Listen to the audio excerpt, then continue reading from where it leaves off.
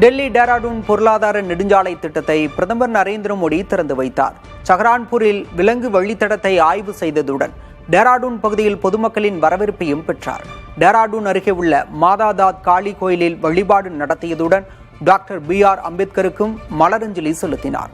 டெல்லி, உத்தரப்பிரதேசம் மற்றும் உத்தராகண்ட் மாநிலங்கள் வழியாக செல்லும் நெடுஞ்சாலை திட்டம் தற்போதைய 6 மணி நேர பயணத்தை சுமார் 2.5 மணி நேரமாக குறைக்கிறது.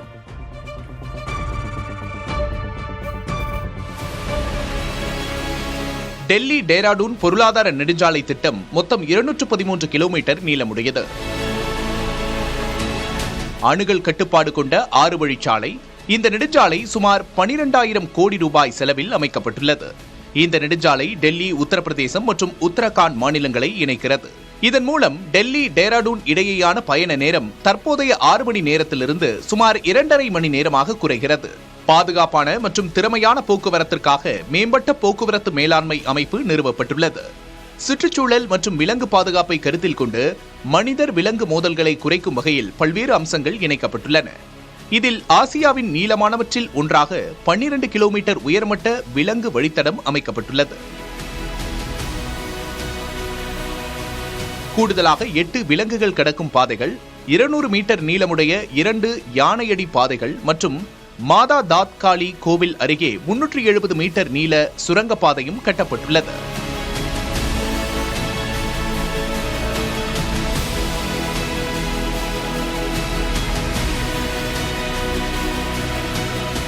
இந்த திட்டம் அதிவேக இணைப்பு, சுற்றுச்சூழல் பாதுகாப்பு மற்றும் குடிமக்களின் வாழ்க்கை தரத்தை மேம்படுத்தும் அடுத்த தலைமுறை உட்கட்டமைப்பு முயற்சியாக குறிப்பிடப்பட்டுள்ளது.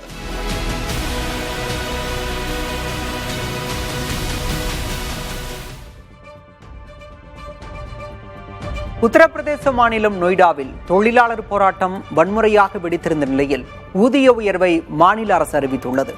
இதன்படி தொழிலாளர்களின் திறனை பொறுத்து குறைந்தபட்ச ஊதியம் 13,690 ரூபாயாகவும் அதிகபட்ச ஊதியம் 16,868 ரூபாயாகவும் இருக்கும் என கூறப்பட்டுள்ளது. போராட்டத்தின் போது நடந்த வன்முறைகள் தொடர்பாக 350 பேர் கைது செய்யப்பட்டிருந்தனர். இந்த போராட்டத்தின் பின்னணியில் நிச்சயம் சதி இருப்பதாக கூறிய தொழிலாளர் துறை அமைச்சர் அனில் ராஜ்பர், இதன் பின்னணியில் பாகிஸ்தான் இருக்கிறதா என விசாரிக்கப்படும் என கூறினார். நொய்டாவில் நடந்த போராட்டத்தை அரசுக்கு எதிரான தொழிலாளர்களின் இறுதி குரலாக பார்ப்பதாக மக்களவை காங்கிரஸ் தலைவர் ராகுல் காந்தி தெரிவித்துள்ளார். இந்தியா முன்னேறி வருவதாக மோடி அரசு கூறி வரும் நிலையில் அதன் உண்மை முகமாக இந்த போராட்டம் விளங்குகிறது என்றும் ராகுல் காந்தி கூறினார். மாதம் 12,000 ரூபாய் சம்பாதிக்கும் ஒரு தொழிலாளி வீட்டு வாடகைக்கே 4,000 ரூபாய் முதல் 7,000 ரூபாய் வரை செலவழிப்பதாகவும் விலைவாசி உயர்வால் அன்றாட வாழ்க்கையை நடத்தவே திணறுவதாகவும் தெரிவித்தார். பிரதமர் மோடி தொழிலாளர்களை தன் அரசிற்கு சுமையாக பார்ப்பதாகவும் ஆனால் அவர்களை நாட்டின் முதுகெலும்பாக பார்ப்பதாகவும் ராகுல் காந்தி தெரிவித்துள்ளார்.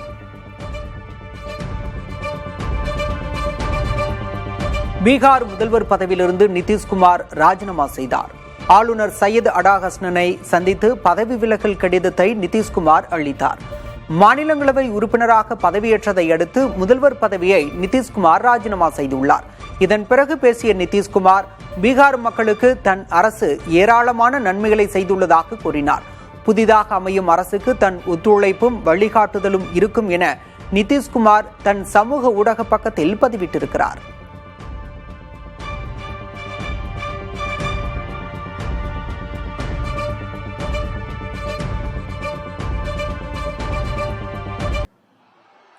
பெரம்பூரில் தோல்வி உறுதி என்பதால் தான் விஜய் திருச்சி கிழக்கிலும் போட்டியிடுகிறார் என்று விசிக தலைவர் திருமாவளவன் தெரிவித்துள்ளார். திருவள்ளூர் மாவட்டம் கும்மிடிப்பூண்டி திமுக வேட்பாளரை ஆதரித்து பரப்புரையில் ஈடுபட்ட அவர், திமுக பலவீனமானால் தாவேகவுக்கு அல்ல பாஜகவுக்கும் தான் லாபம் என்று கூறினார்.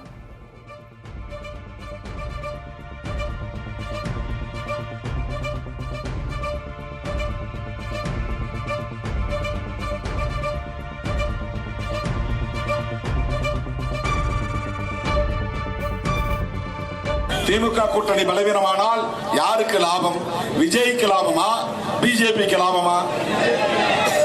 ஏனென்றால் அவங்க 2 பேரும் ஏற்கனவே ப்ரூவ்டு ஓட்ஸ் வச்சிருக்கிறாங்க, நிரூபிக்கப்பட்ட வாக்கு வங்கி, வளர்ந்த கட்சிகள். திமுக கூட்டணி பலவீனமடையும் என்றால் விஜய் வந்து வெற்றி பெற்று ஆட்சி பிடிக்க போவதில்லை, முடியாது. பெரம்பூரிலேயே அவர் ஜெயிப்பாரா என்ற சந்தேகம் தான். அவருக்கே சந்தேகம் வந்துதான் திருச்சி கிழக்கிலையும் போட்டிருக்கிறார். அவருக்கே அந்த சந்தேகம். அமெரிக்க அதிபர் டொனால்ட் ட்ரம்ப் வரிவிலக்கு அளிக்கும் தனது புதிய திட்டத்தை விளம்பரப்படுத்தும் வகையில் வெள்ளை மாளிகையில் மெக்டொனால்டு உணவை பெற்றுக்கொண்டார். டோர்டாஷ் பார்ட்டி என்று அழைக்கப்படும் ஷரோன் சிம்மன்ஸ் இந்த உணவை டெலிவரி செய்தார்.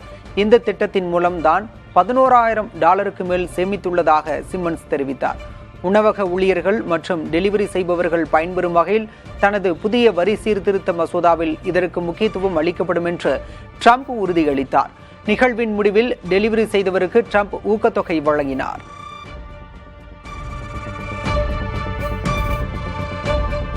அமெரிக்க அதிபர் டொனால்ட் ட்ரம்ப் தன்னை இயேசுவை போன்ற உருவத்தில் சித்தரிக்கும் AI புகைப்படத்தை தனது ட்ரூத் சோஷியல் தளத்தில் பகிர்ந்து சர்ச்சையை கிளப்பியிருந்தார். ஈரான் மீதான போரை விமர்சித்த போப் லியோவை கடுமையாக சாடிய சில நிமிடங்களிலேயே இந்த படத்தை அவர் பதிவிட்டிருந்தார். ட்ரம்பின் ஆதரவாளர்கள் மற்றும் கத்தோலிக்கர்கள் மத்தியில் இதற்கு கடும் எதிர்ப்பு கிளம்பியது. யாரையும் கடவுளோடு ஒப்பிடக்கூடாது என பலரும் அதிருப்தி தெரிவித்தனர். இதையடுத்து அந்த பதிவை ட்ரம்ப் நீக்கினார். தான் ஒரு மருத்துவர் என்பதை உணர்த்தவே அந்த படம் பகிரப்பட்டதாக அவர் பின்னர் விளக்கம் அளித்துள்ளார்.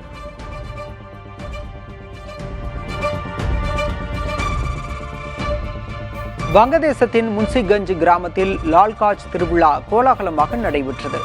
வங்காள ஆண்டின் இறுதி நாளை முன்னிட்டு சிவபெருமானின் போர் வீரர்களாக தங்களை உருவகப்படுத்திக் கொண்டு உடல் முழுவதும் சிவப்பு வண்ணம் பூசி பக்தர்கள் வீதி உலா வந்தனர். தீய சக்திகளை அழித்து புதிய ஆண்டை நன்முறையில் வரவேற்க இந்த சடங்கு நடத்தப்படுகிறது. மதங்களை கடந்து இந்து மற்றும் இஸ்லாமிய மக்கள் இணைந்து கொண்டாடிய இந்த நிகழ்வு அப்பகுதியின் கலாச்சார ஒற்றுமையை பறைசாற்றும் விதமாக அமைந்தது.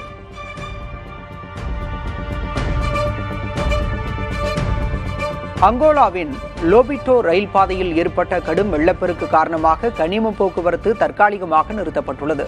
ஹாலோ மற்றும் காவாக்கோ ஆறுகளில் ஏற்பட்ட வெள்ளத்தால் ரயில் பாலங்கள் மற்றும் தண்டவாளங்கள் கடுமையாக சேதமடைந்துள்ளன. காங்கோவிலிருந்து தாமிரம் மற்றும் கோபால்ட் போன்ற முக்கியமான தாதுக்களை ஏற்றுமதி செய்ய பயன்படும் இந்த முக்கிய பாதை முடங்கியிருப்பதால் வர்த்தகம் பாதிக்கப்பட்டிருக்கிறது. காலநிலை மாற்றத்தால் தென்னாப்பிரிக்க பிராந்தியத்தில் பெய்து வரும் கனமழை அங்கோலாவின் போக்குவரத்து மற்றும் மக்களின் வாழ்வாதாரத்தை வெகுவாக பாதித்திருக்கிறது.